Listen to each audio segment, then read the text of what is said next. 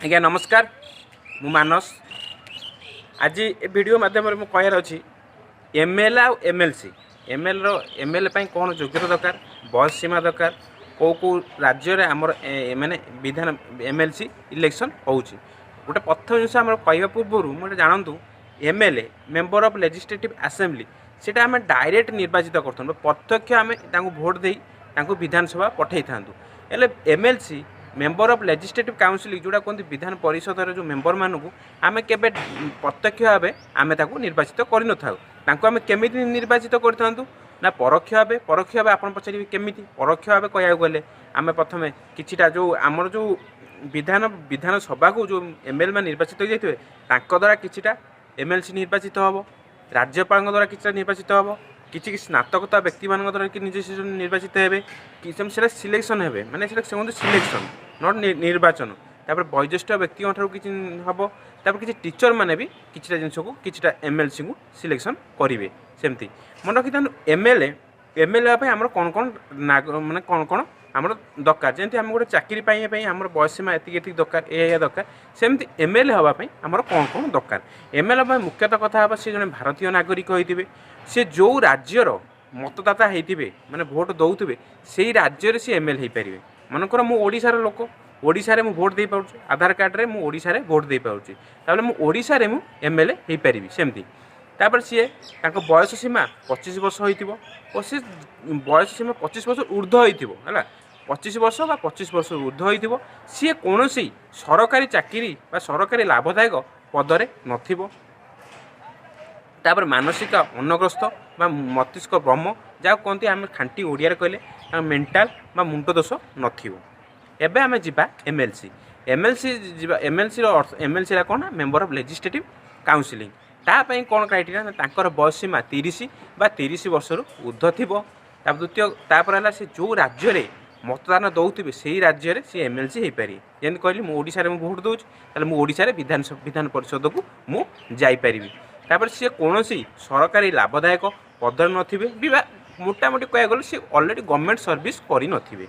हैला तापर से कौन मानसिक अनग्रस्त बा मुंड दोष बा मस्तिष्क भ्रम हो नथे माने पाखापाखि गले मुंड दोष बा मस्तिष्क भ्रम सी हो नथे तापर है सरकारी लाभदायक पद होते आम भी जा जे एमएलए मानकर जे एमएलए मानकर तांकर माने केते वर्ष कार्यकाल और एमएलसी मानकर केते वर्ष कार्यकाल प्रथम भी जा एमएलए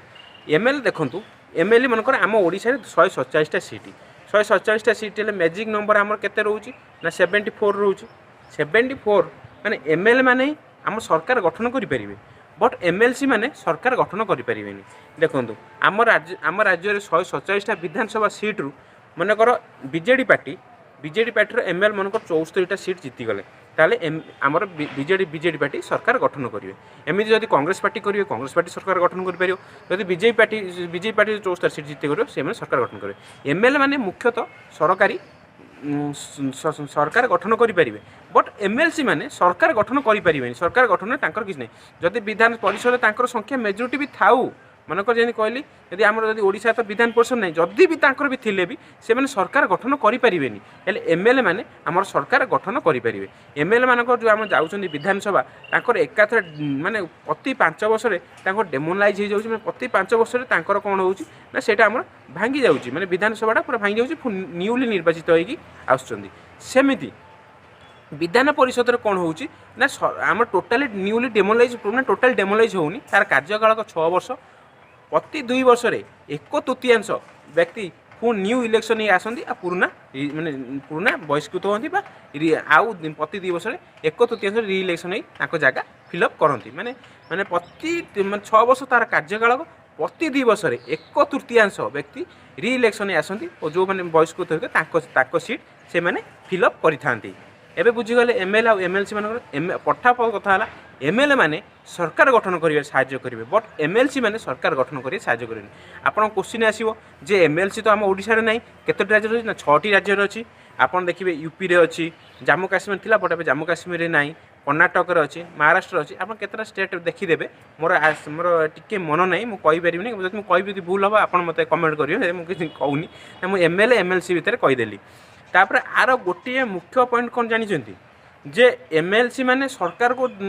गठन करें एमएल माने सरकार गठन करें प्रति 5 वर्ष से डेमोलाइज हो जाती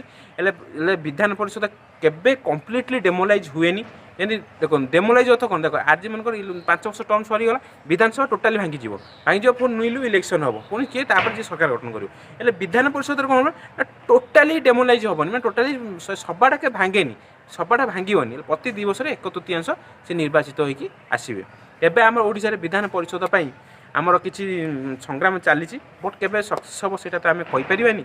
है तापर ये वीडियो माध्यम तो आप बहुत लोग कमेंट्स करते जे एमएल आ एमएलसी भितर किसी वीडियो करूँ मुझे वीडियोटा कली जी मो पाखे नॉलेज थिला मुझे कली तार बयस सीमा कौन केते कौन क्राइटेरिया रोचे कौ मैंने जापरेंगे कौन हो पारे मुझे तो कहली आ 6टी राज्य आम अच्छा जी मो पास नॉलेज थिला मुझे कहली जदि मो वीडियो किछिटा भी नॉलेज मुझे छाड़ी देती मत कमेंट्स करेंगे मुझे आपको